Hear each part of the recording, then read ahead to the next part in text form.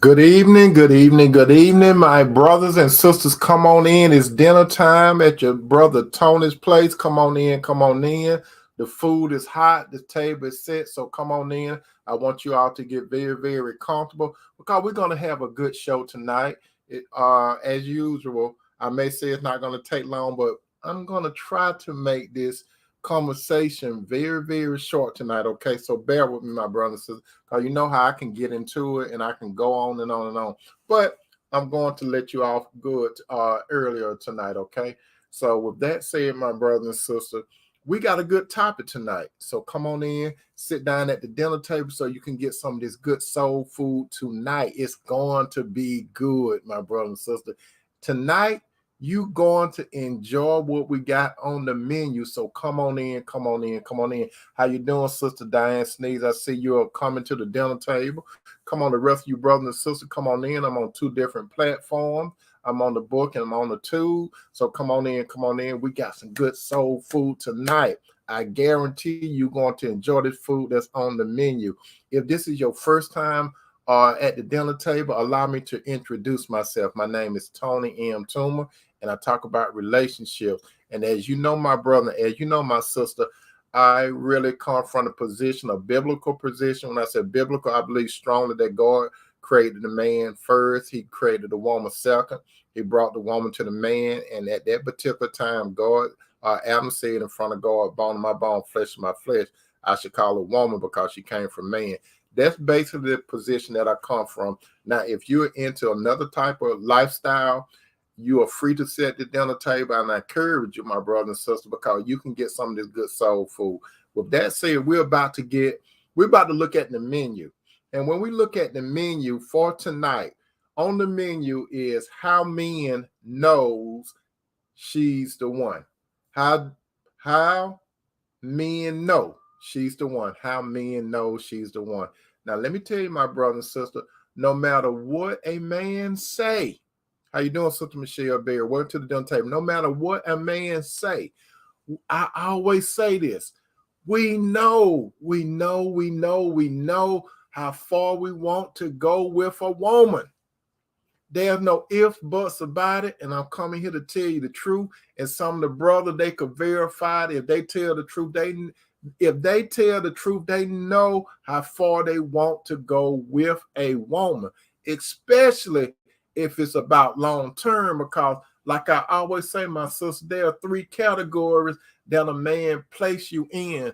And I have said it before. I'm going to say it again. Men put you in three somewhat categories. That's temporary long term, and there's long term, which equates to whether the woman is married material or she's not. Sisters, we know whether or not we want to marry you. We know whether or not we want to go the distance. If you allow a man to string you along, the average man will string you along. But I'm here to educate you. And some of you brothers that are here at the dinner table, just chill out and go ahead and eat some of this good soul food while I talk to the sisters. Now, and some of you brothers, let me tell you something very interesting, my brother and sister. According to newscientist.com, again, according to newscience.com, the average American man knows after 7 months, that's right, after 7 months of dating, if his partner is the quote unquote the one. According to the research, a survey of 2,000 engaged and married American men revealed that 49% of men who popped the question received little hints from their partner encouraging the proposal.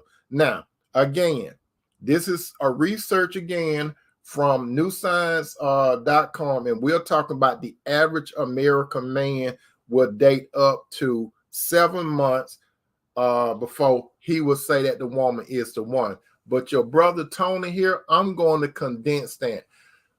A real man doesn't have to go 7 months. That's just research. But when you go through life experience, when I talk to some men, the thing about it is most men outside this survey said, we know whether or not we want to go the distance with a woman. And that's what we're going to talk about at the dinner table.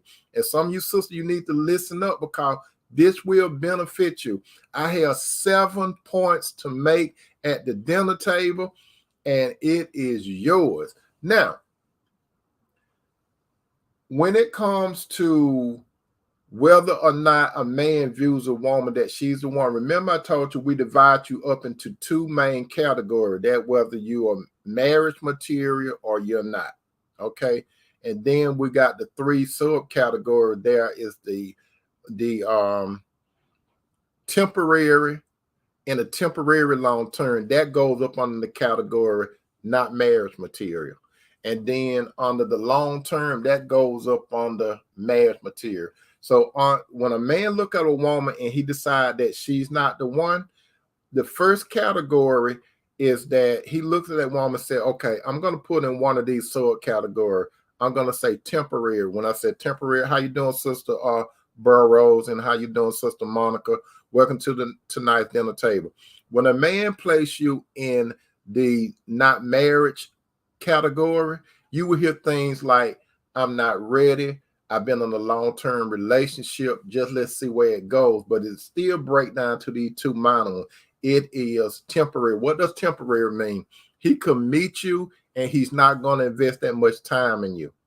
He's not going to invest that much time in you. It's going to be a hit and miss situation.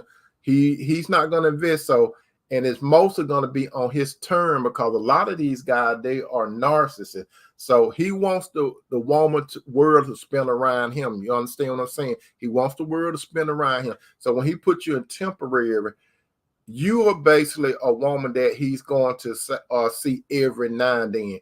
You're going to be one of those type of women that he texts at 12 o'clock at night and say what you're doing. You're going to be one of those type of women that he's not going to invest that much time or resources in you. He basically, these type of men just basically want your body and your resources, or some way he can get an advantage.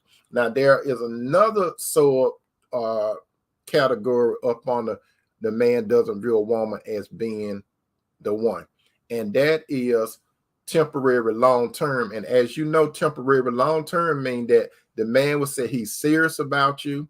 The man would say that he's committed to you. But as far as the covenant part of getting married, these type of men be thinking, why buy the cow when the milk is free? These type of guys, they could live in their own quarters. You could live in your own quarters or home, whatever you want to call it. Or these men could allow you to live with them, or vice versa. He will live with you, but he's not going to do the covenant part. He's not going to marry you.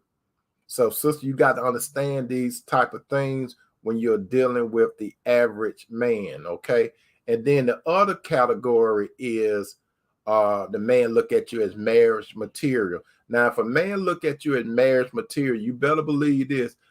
Men know in a very short period of time, and it doesn't have to be according to the research by new scientists. It doesn't have to be 7 months. A man that is have a life purpose and he's serious about his life, he knows within a short period of time, and it doesn't take 7 months to know. It's as a matter of fact, it take a real brief period of time.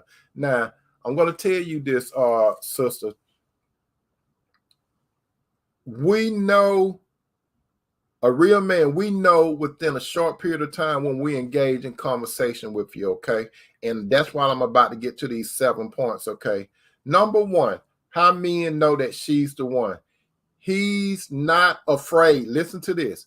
He's not afraid to be with you in public, which goes on, and he doesn't mind who sees him with you in public. He doesn't mind. He doesn't have to go way out. He doesn't have to go way out where nobody won't see him. He don't mind who seeing him. He's not gonna, if he take you to a restaurant, he's not gonna try to hide. He's not gonna try to hide. He will take you somewhere public where he could run into anybody. And he's happy to be in your company. These type of men, they don't even mind something as simple as taking a picture with you. And if it end up on social media or whatever, he doesn't mind. He doesn't mind. He's not hiding you. But I'm telling you, so you got to see these little simple things. If he's not ashamed to be with you in public, he don't have to go way out to see you. He don't have to see you in the booth in the back in the corner in the door. And he don't even mind. You said, let's take a picture together. He'll take a picture. Let me tell you this. You see that laid up there on that picture? That's my wife. When I first met her, she said she wanted to take a picture with me. That's what she said. She said, I want to take a picture with you. Do you mind taking a picture with me? And I said, no, do not mind. You know why I didn't mind taking a picture with that young lady up there on the picture with me? Because I had already decided within a short period of time, I seen her as wife material. So therefore, I was not ashamed to take a picture with her. As a matter of fact, my brother and sister, the very first time we met and we took a picture together, this is what I said. I said, do you mind if I post this? Because I was playing with her. I said, do you mind if I post this? She said, where are you going to post it at? I said, I'm going to post it on the book. And she said, go ahead and post it. You see, so at that particular time, she did not care who seen her on the picture with me. I did not care who seen me on the picture with her. And as you all know, today we are married. And we decided to do this publicly. Number two, this man, he doesn't, and he isn't afraid to show public affection to you. He's not afraid to show public affection to you. That means that you're possibly the one. What do I mean by public affection? There are some men that said that, how you doing, Sister Teresa? There are some men that don't act like they have no affection until they get you alone. But when a man show public affection and he doesn't care about the world seeing him, that man sees you as possible being in a covenant relationship with you. What do I mean by affection? He doesn't mind holding your hand in public. He doesn't care. He will hold your hand and he don't care who's seeing. What that man's saying when he holds your hand in public, he's letting you know something. If you in public, if you're in a restaurant, wherever you at with this man, he's going to sit close to you. He's not going to try to hide his affection towards you. You understand? He is affectionate, and he doesn't wait to be affectionate with you only in a secluded area. And you all know what I mean. Number three, how men know she's the one, or you are the one. He purposely, on a regular basis, reach out to you consistently. You understand? He will reach out to you consistently. What do I mean by that? When a man is really into you, he is going to make contact with you on a regular basis. He's not going to go days with an S on it. He's not going to go months with an S on it. He's not going to go a year and then hit you up, what you're doing, stranger. No, he's going to be consistent. And I'm basically talking right now to my single brothers and my single sister, but more so to you single sisters. He's going to be the aggressor. He is going to call you on a regular basis. He's going to text you on a regular basis.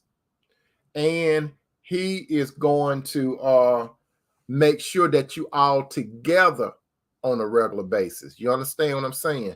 So, of course, he expects for you to show some consideration towards him, but a man that really interested in you being the one, he's going to reach out to you on a consistent basis. Number four, when the man, he will use the love language of me, us, and our. I always say this. When men are really into you, sister, they're not going to be about me, myself, and I. You're going to consistently hear this man talking about we. You're going to hear him consistently talking about us. You're going to consistently hear this man talking about our. So it's we, us, and our. You're going to consistently hear this from that man. How you doing, Sister Yolanda? Welcome to tonight's dinner table. Number 5, this man, he will purposely seek to meet your needs. If a man is really interested in you, my sister, he will purposely reach out to meet your needs. So if this man purposely reaching out to seek your need, that telling you that this man really care for you, and he care for you on a deep level. This man is not being led by his pocket. He knows that you're a woman, and as I always say, he knows that a man that are really into a woman, a real man, a spiritual driven man, he's gonna look out for that woman's spiritual needs. He's gonna look out for that woman's soul needs. What do I mean by that? Her mind, her emotions, especially her emotion, and then her physical needs. He need to wait on that physical. On the physical need, he need to focus on when they get married. Now on that part, but especially and then on her financial needs. Because if he think about financial, he's looking at that woman as his wife. So a man's supposed to be the leader and head of the relationship. Number 6, this is a key thing. If you, sister, really want to know whether a man really care about you, this is the key. The key thing is he would take you around his family. He would take you around his friends. And the marquee person that he wants to introduce you to is his mother. She's the marquee. So get it again. If a man really into you, he's going to take you to his close circle. That's his family, his friend, and the marquee person is his mother. Especially if this man loves his mother. And I'm telling you, that's how it is. If you don't know, if a man don't take you to meet his family within a year's time, that's telling you something. How you doing, cousin Joy? That's telling you something.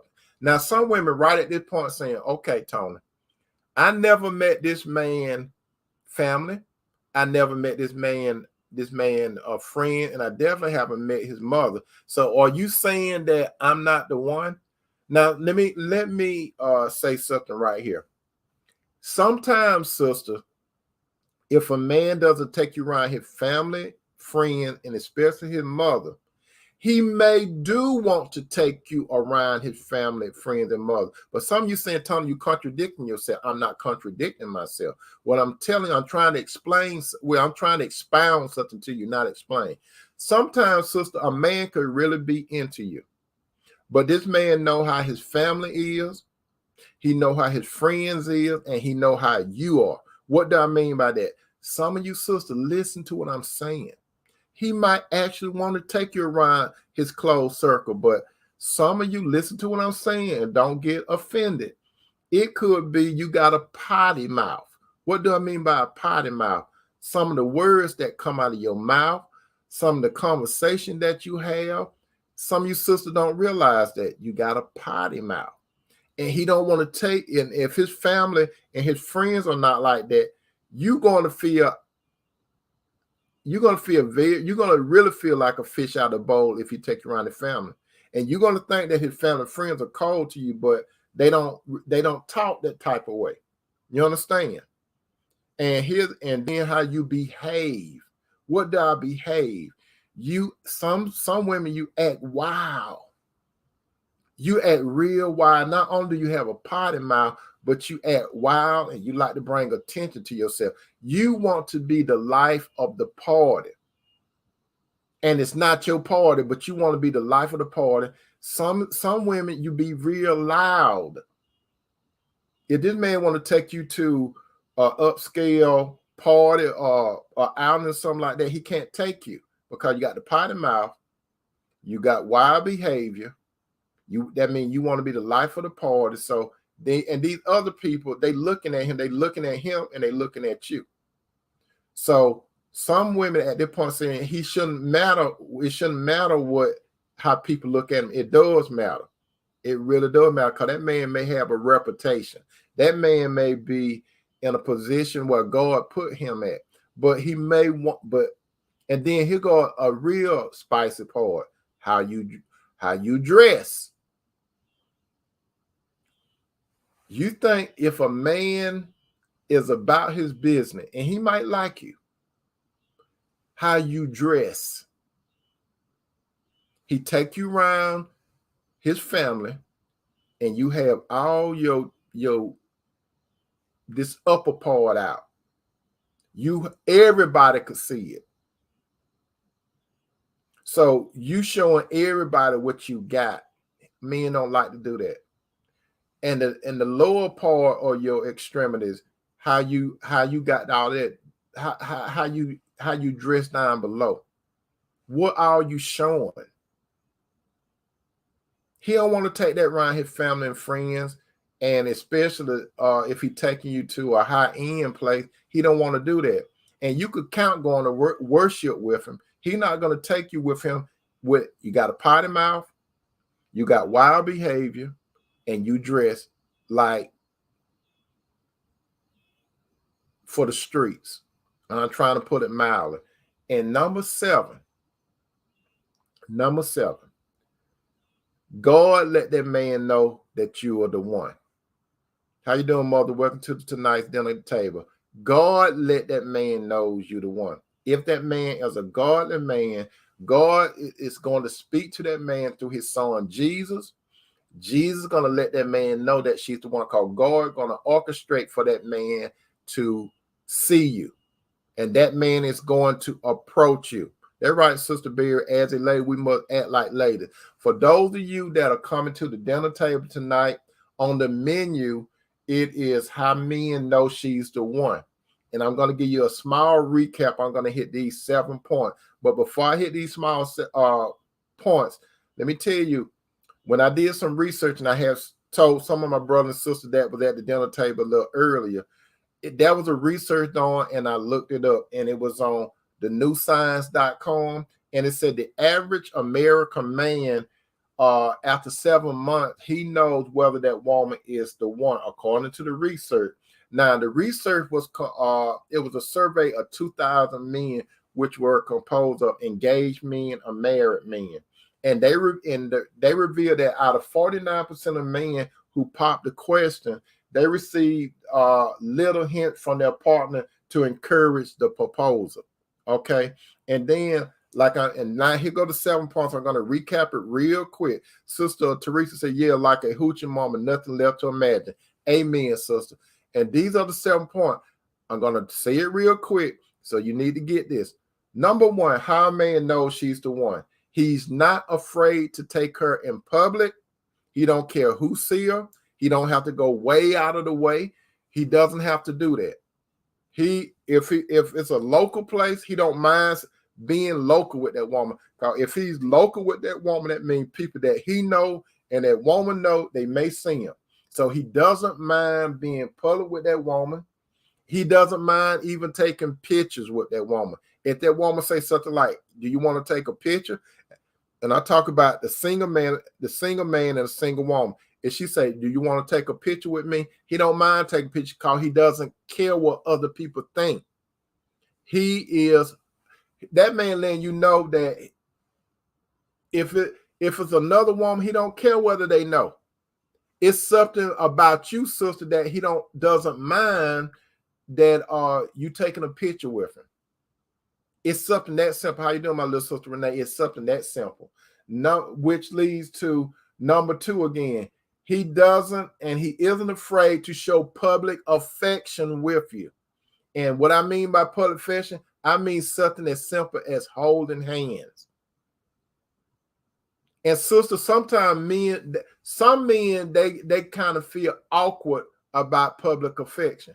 But a man that really cares for a woman, he doesn't care what other people think. If that's his woman, he'll hold her hand. You will see him touching her, not touching her on her butt, but you'll see. Now, some men are very disrespectful in public. They do touch their woman, but they're very disrespectful. But I'm talking about someone that does something like hold the woman's hand. He doesn't mind hugging her in public. He don't care who see it. He don't care because he is focused on that woman. So affection is a key thing. Number 3, he purposely reached out to the woman. And this man is an aggressive man. He's not over aggressive. He will call that woman consistently. He will text that woman consistently. He will make room on his schedule to see her consistently. These type of men are not going to go days without contacting the woman. He's not going to go months without contacting the woman. He's definitely not going to go years without reaching out to a woman and say, what's up? He's not a man that really into you. He's going to consistently reach out to you, just like Jesus reach out to all of us daily. Okay, so you have to understand that. Number 4, when he taught the love language, and you all know what the love language is again, right? It's not me, myself, and I.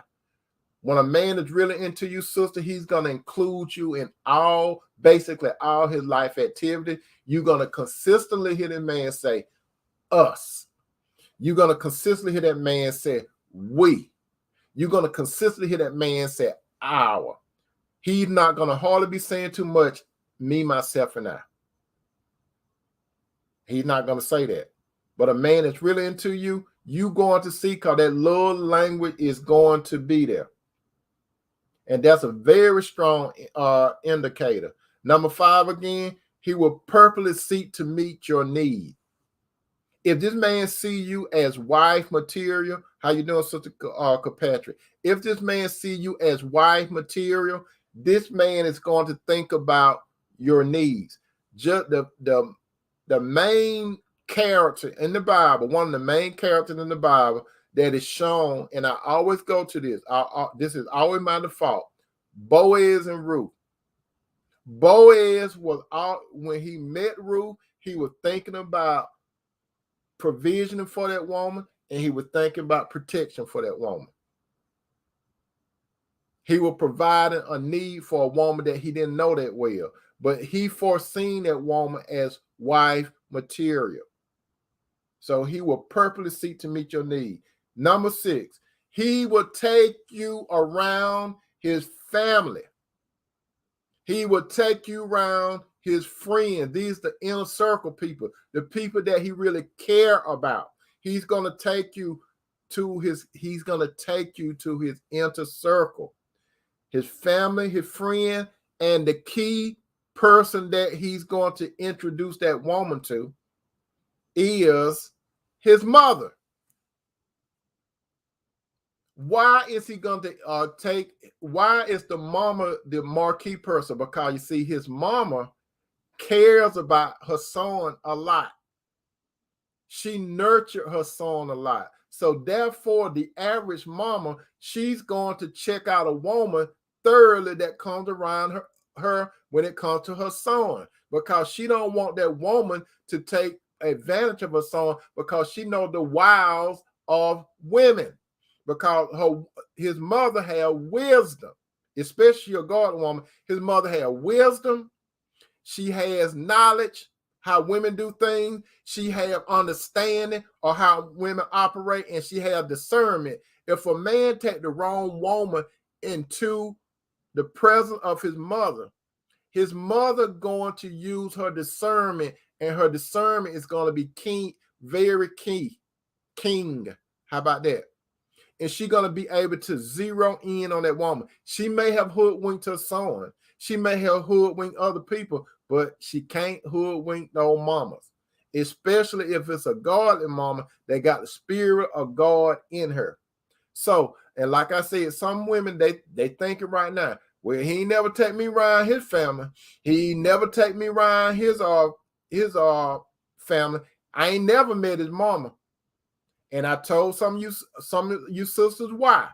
And the reason why, the man could actually like you, but it's something about you that he don't want to put in front of his family. That's what some women think. Some of you sisters, you be thinking, when I said some of you sisters, I ain't talking about you sisters. I'm talking about those worldly women. Let me change that. I'm talking about those worldly women. They thinking they ain't never met nobody in his family. The reason why a lot of time, and I'm going to tell you the reason why, it because of the worldly woman, how she is.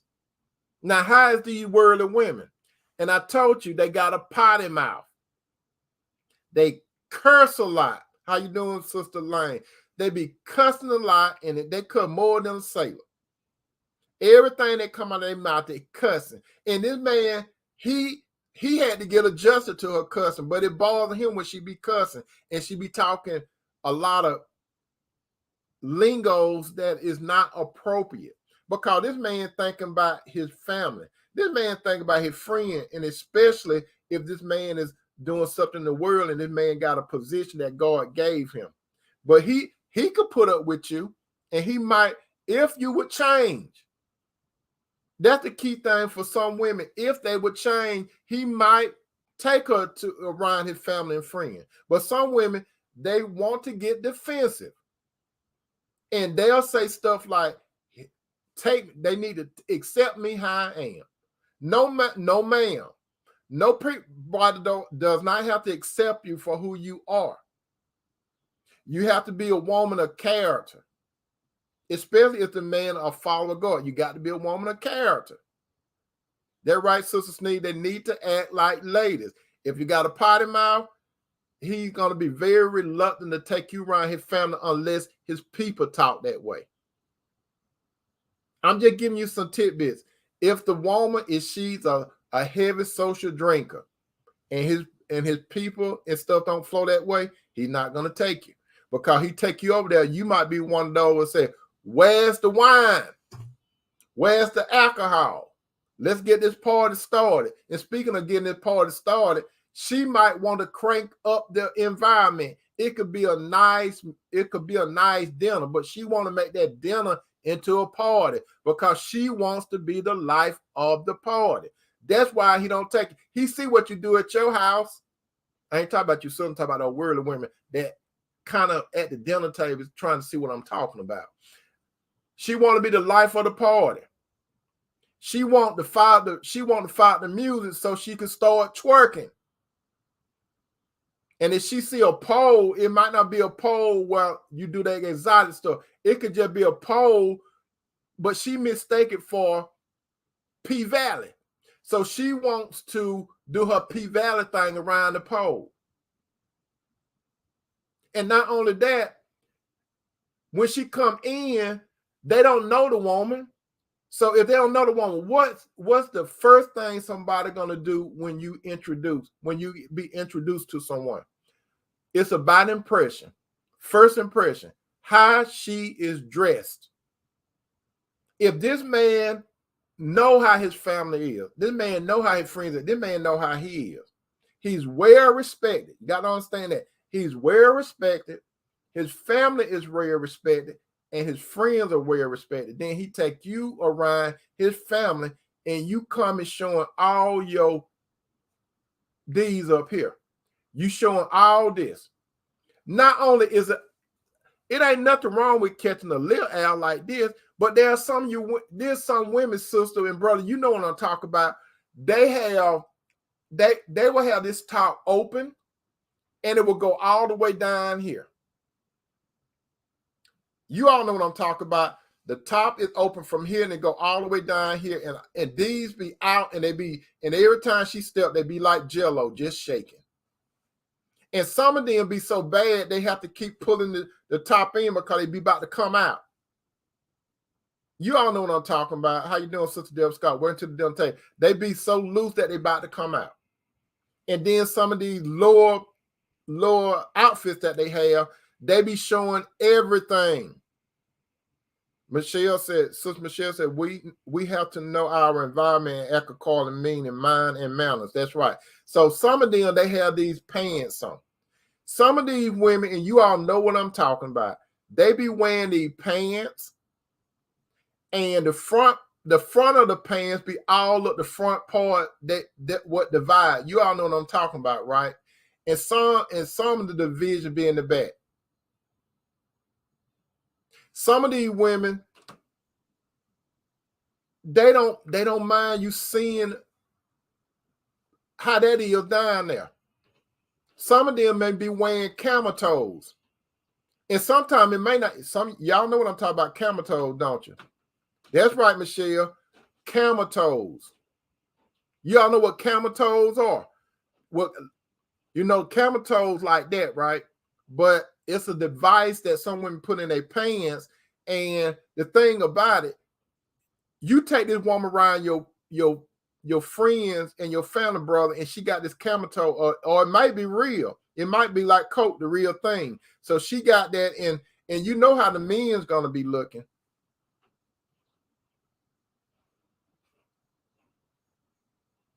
And the women gonna be. That's how some worldly women do that. I'm going to give you all the situation. I'm going to give you a story. I have said it before. Some of you have heard it before, but bear with me. Let me tell you this. Let me get some water because this is going to be hot. Many years ago, before I met that lady right there, many years before her, pre-Cinderella, that was this young lady that I met, right? When I met her, she had on medical attire, right? She had on some medical attire when I met her. So we conversated, right? So we decided that we was going to go out. Okay, we decided. So, we decided where we were going to meet at, right? And this is what this young lady said. She said, I don't normally dress like this. There's a whole nother side of me that you don't know about. I should have took the key right then when she said there's a whole lot of side of me that you don't know. But, I didn't think she was going to be like she was, right? So I anticipated meeting this young lady, and we met up at this place. So when she drove up, her car windows, they were very tinted, right? And it was nighttime. So we decided to meet at this restaurant. And after we met at this restaurant, keep in mind, it was years ago. After we met at this restaurant, she wanted to go dancing at another location, right? So we said, okay, we said we're going to go eat, and we said that we're going to go dancing a little later, right? So I'm there at the restaurant, and she pulling up a little late. She pulling up a little late. So when she pulled up, keep in mind her windows were tinted. So I walked to the car, and she rolled down the window a little bit so I seen her eyes, right? And she said, hey, I'm sorry for being late. And I said, okay, no problem. So she rolled the window up, and I got the door thinking I'm a gentleman. And when I opened the door, my brothers and sisters, when she stepped out of that car, some of the stuff that I'm telling you about, that's how she was. She didn't have a camel toe now. She didn't have a camel toe, but it was cold, it was the real thing, I think. So anyway, when she got out, she had this top on, my brothers and sisters, and I'm not lying to you. She had this top on. It was like, it tied in the back. It tied in the back. And when it tied in the back, all her shoulders and stuff was out. But that's not the real problem. That was not the real problem. The problem was this. How you doing, Sister Kayla? When she stepped out of that car, remember she had, you ladies know what I talk about when you tie the top part. It's a little thing that you tie, but your shoulders and everything be out. That's okay. But not only was her shoulder and arm and stuff out, all of this was out. And she was kind of heavy up here, right? She was kind of heavy up here, and she was heavy, but they weren't sagging. They were not sagging. Yeah, halter top. They were not sagging, even though they was,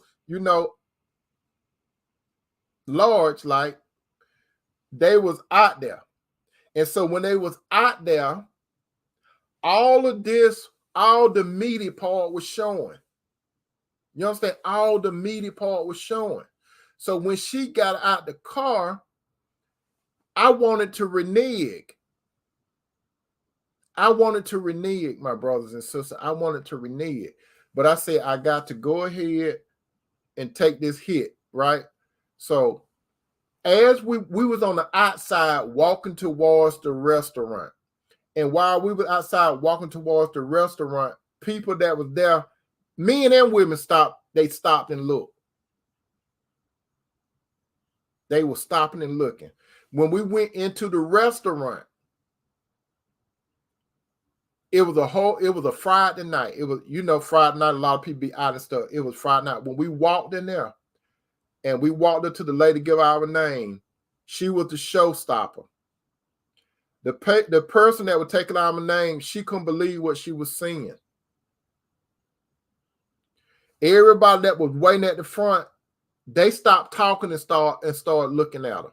And she wanted to talk to me, and I felt a lot out of place. Yep, Michelle, she did it for attention. She not only did she get my attention, she got everybody's attention. She was a showstopper. So when they called our name, we walked behind the waitress, and I'm not lying. Naturally, the men was going to look at her. That was a natural. They were going to look because she was showing all of that. And every table that we walked by, how you doing, Sister Flo Harmon? Welcome to the dinner table. Every dinner table we walked by, women, it was some women that were there together. They stopped talking. How you doing, Sister Lisa? They stopped talking. And they looked at her. They couldn't believe what they were seeing. So every time she walked, they were just shaking. They were just shaking. And we sat down. And they brought the menu, and I wanted to hold the menu up like that, but I didn't. So I got through that. So she said she wanted to go and still dance. I said, I really don't want to dance now. So she said, okay. She said, what you going to do? So I said, well, I'm going to go to the store and then I'm going home. So she said, I want to ride with you to the store. I'll leave my car here. Let me just ride with you to the store.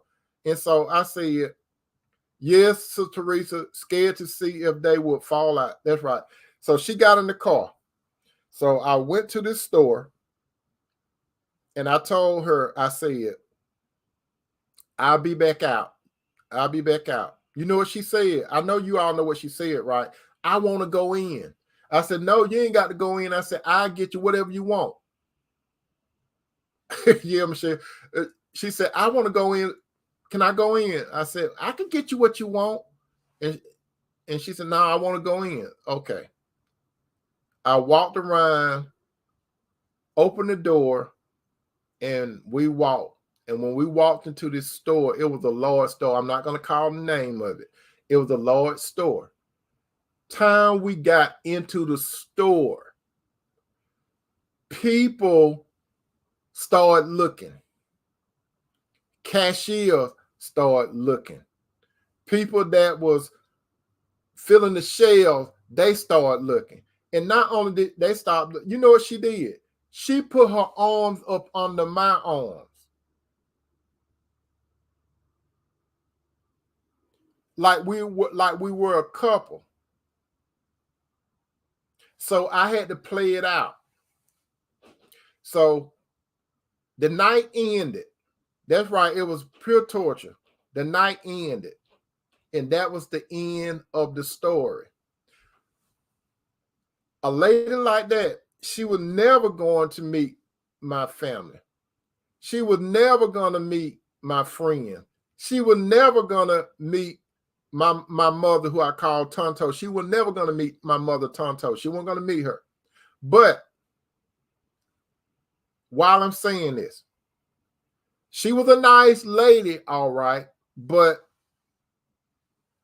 her dress part was not appropriate. And I wasn't going to take all of that around my family and friends. I wasn't going to do that. She didn't have the potty mouth.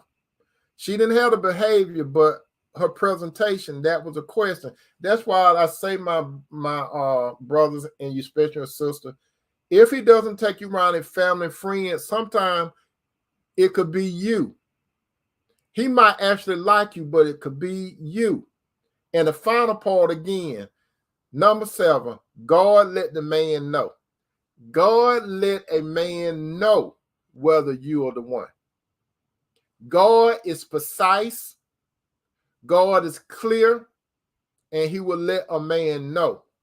When a man reach out to God God's spirit in that man will talk to that man's spirit, converse with his soul. And that man will have validation from God because the man will have peace.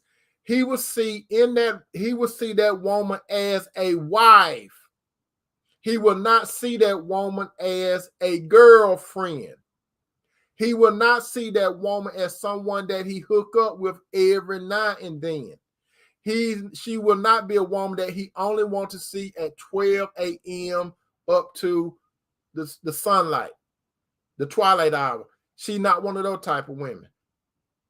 She's not one of those type of women that the man, every time they go somewhere, they can't go in public.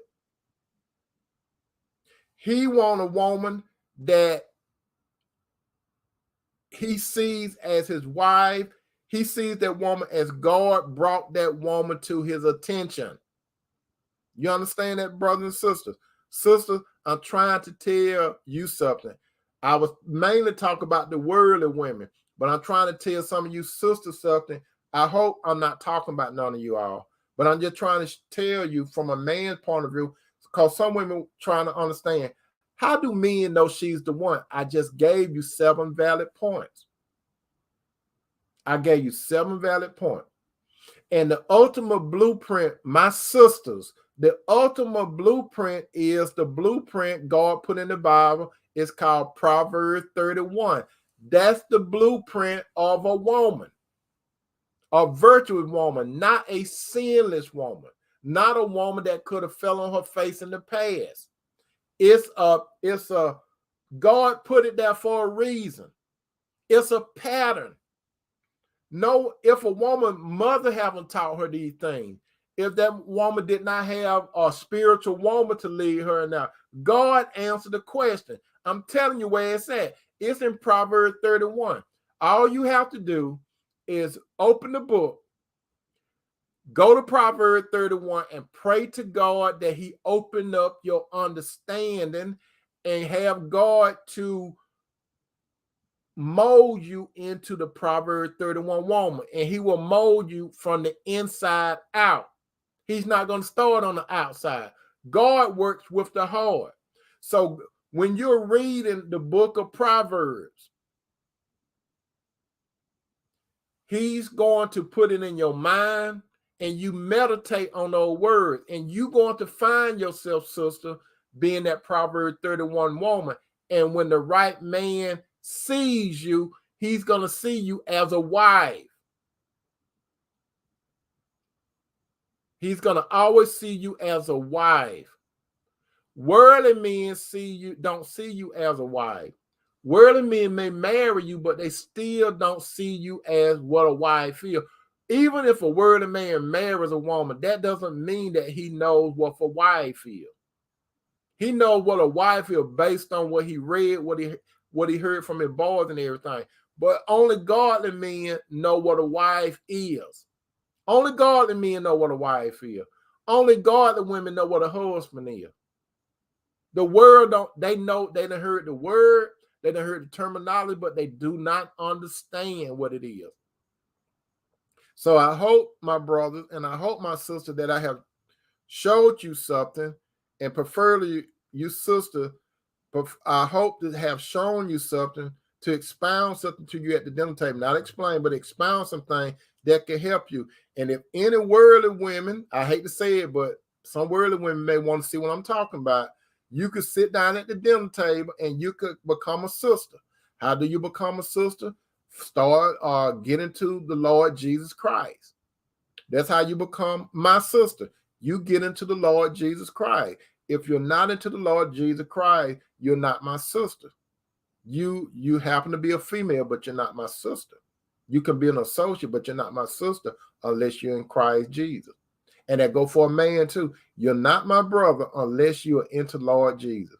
You'll be my associate or whatever, but you're not my brother unless you have been baptized and you're following the Lord Jesus Christ. Those are the only brothers and sisters that I have.